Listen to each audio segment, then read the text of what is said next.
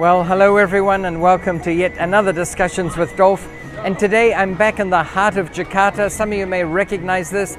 This is sort of a circular quay here with a pond with fountains in the middle. It's right in the heart of what's called Tamrin City.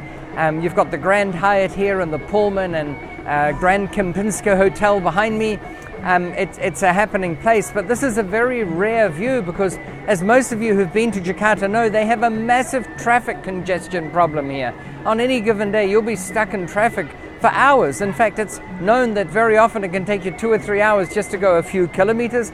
Just last week, the president of Indonesia, Widodo, he was on his way to some military display and he got stuck in traffic and he asked how much further is it, and he was told 3 kilometers. So he got out and walked, and in case you think that is unique, millions of people get out and walk because it's faster, and that's why the footpaths and sidewalks as well are congested. So my point in saying all of this is a rare scene here because, as you'll see, there is essentially no vehicular traffic. And it's not a special once a year celebration or anything. Every Sunday morning from I think 5 a.m. to 1 p.m, something like that, they close the streets to vehicular traffic to enable people to walk around. You can't quite see it here, but there are stalls and bazaars and you name it, day markets, I guess, as opposed to night markets that are operating here. And it's a lot of fun, but it brings a highlight to something because a city like Jakarta is known to have this traffic problem, and they're starting to tackle it. In front of me here, it's behind you, and they're building a subway. And as I've been coming here over the last couple of years, I've seen the roadworks as they excavate a hole and put in all the infrastructure for the subway and then close it all in again. It's been creeping along this road, and they claim that within about 18 months, which means probably more like 24 months, it should be finished. And for those of you who remember what Hong Kong was like before Hong Kong had its MRT, it too was just jam-packed with vehicles, and now tens of thousands of commuters every hour are underground, and it's still a pretty congested subway, and the roads are still pretty congested, but the difference is without that subway it would have been a nightmare. And my prediction is things are going to be alleviated a lot, even if by world standards you're still going to have a traffic problem here.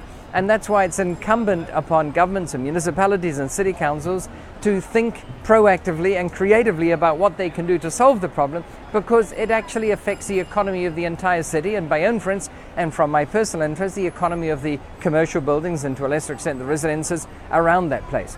Tokyo is another great example. For those of you who've been there, you know that Tokyo is a very densely packed city. And the country is about 130 million people, but only 16% of the area of Japan as a nation can be urbanized. So all those people are in a relatively tiny area. And Tokyo similarly had massive problems with its traffic. And the way that it tried to solve it is it put these pillars in the middle of the roads and then built another roadway deck up top. And this goes for hundreds of kilometers, so that you've got a great network of roads high and the same one down below. They've essentially doubled the capacity of the major thoroughfares or freeways, however you want to refer to them, to figure out a solution for this problem. And in doing so, of course, it's kept Tokyo as one of the preferable hubs to do business in Japan, along with Osaka, and they're probably the two main ones. But again, if these cities didn't have a way of combating this, they'd be in dire trouble. Phoenix, where I live, for instance, has got a sort of a different challenge in that the city is probably more spread out than most major metropolitan areas, and few people realize it. I've said it on these discussions, I'll say it again. Phoenix is in fact the number 5 city for size in the United States in terms of people and traffic and airline movements, aircraft movements, you name it. But it doesn't have the similar problems that Seoul and Tokyo and Jakarta do, because it's so spread out. You can travel for 100 miles and still essentially be within Phoenix. It is massive. There are relatively few high-rises there. I think you can count them on the fingers of a couple of hands, or maybe 3 or 4 hands. But in terms of dense high-rise or skyscraper networks, it is very, very low in Phoenix. So their roadway system tends to have multiple lanes going in multiple directions, and we don't tend to get the traffic jams that you get in these cities. But anyway, my point is that every place that you go to is going to have a challenge. There could be a challenge of weather, there could be a challenge of, not enough sunlight hours to power solar panels. Well, then you don't install solar panels there. And there are just different ways of approaching a problem. And when you're proactive as a city, you can come up with creative solutions that still make that city viable.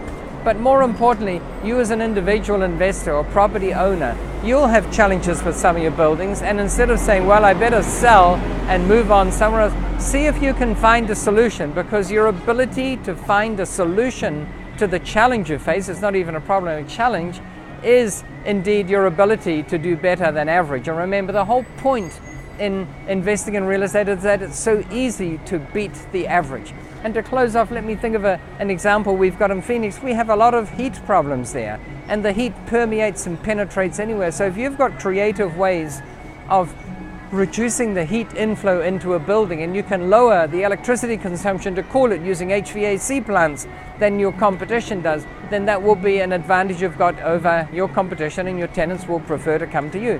What we're looking at doing at the moment is we've got paint that is embedded with heat reflective chemicals, particles, I guess, that reflect 98% of the heat falling on it. That reduces the heat load. Also, by putting solar panels on the roof, not only does that generate electricity, which can be useful, but it also reduces the heat load on the building. So sometimes a solution has multiple benefits for you. Anyway, as always, we've run out of time rapidly, so I want to thank you for watching, and I want to wish you, as always, successful investing. Thank you so much.